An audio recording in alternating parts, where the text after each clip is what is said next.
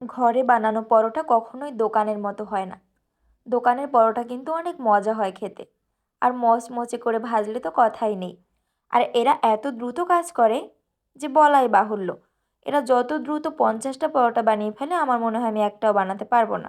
উনি যখন একা হাতে পরোটাগুলো বেলে তারপরে ভাজছিল, আমার ওনাকে মনে হচ্ছিল যে উনি একজন সুপারম্যান।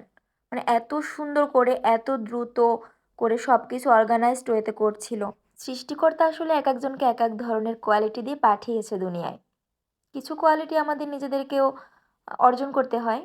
তবুও মানে দেখুন, উনি যে কাজটা করে সেই কাজটা কিন্তু আমি পারি না। আবার আমি যেই কাজটা করি সেই কাজটা কিন্তু আপনি নাও পারতে পারেন। আবার আপনি যেই কাজটা পারেন সেটা আমি পারি না। দুনিয়াটা কি অদ্ভুত, তাই না? যদি সবাই সব কিছু পারতো তাহলে কারোরই কখনো অন্য কাউকে দরকার হতো না।